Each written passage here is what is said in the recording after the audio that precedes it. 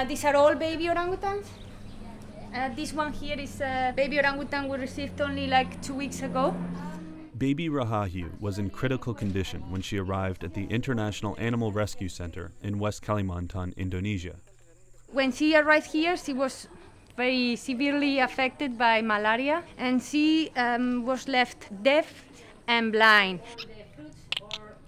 Before she was dropped off here by local villagers, it's likely Rahayu was being held captive, separated from her family.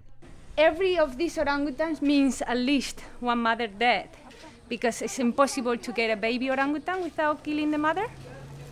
The mothers are often killed by poachers because the babies are more valuable on the international black market. Here locally, maybe an orangutan is only 50,000 rupees, which is $5. In the international market, it can be up to $10,000. Sanchez and her team provide refuge to babies that escape the trade, but her shelter is filling up fast. She says law enforcement needs to step up their fight against poachers in Indonesia. It's estimated that Indonesia loses about $80 million a year through the illegal trade of exotic animals. In spite of that, arrests are sparse. But that might be changing. In the last few years, the country has seen its first 2 successful prosecutions of wildlife traders. The most recent came this February, when a 26-year-old orangutan seller named Samsul was handed a 7-month prison sentence. It capped off months of research and collaboration between local law enforcement and the American-funded Wildlife Conservation Society. Their crime investigations often begin here, in the narrow alleyways of Jakarta's infamous animal markets. 2.000 aja, 2.000, 10 lembar. Armed with cameras hidden in watches and keys, undercover investigators for the WCS's Wildlife Crimes Unit frequently visit the Pramuka animal market. Most vendors here legally sell animals like bats, lizards, and rabbits. For those looking for a more exotic pet, some offer endangered species like orangutans, rare parrots, and slow lorises. The traders think that we are the buyers, so that's why we can close with traders.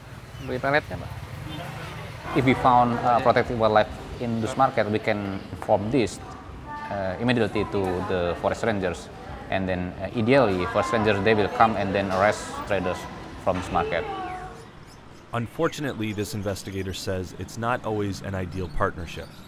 Sometimes, he says, corrupt officials give vendors a heads up so they can remove the animals before the cops arrive. Today, the investigator has spotted a few protected species, including this slow loris, which we were quickly asked to stop filming.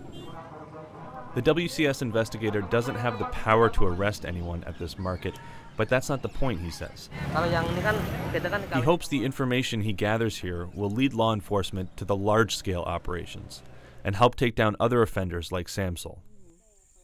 Back in West Kalimantan, on the front lines of animal trafficking, bigger issues loom. Population growth and deforestation from palm oil plantations is shrinking the forest, making wildlife hunting much easier. Over 1,000 orangutans are being held in shelters like the Animal Rescue Center across the region. How many we have now? Babies? 15 babies. And this center has been running only for a year. If this is only the ones that we have found, there are many that we never find. Sanchez is hoping that even a few prosecutions can turn things around. This can set up a precedent, and we hope that this is going to be an example to do it more often. We have to start exposing to the media that actually people that trade orangutans can be punished. For Time Video and the International Reporting Project, this is Jacob Templer in West Kalimantan, Indonesia.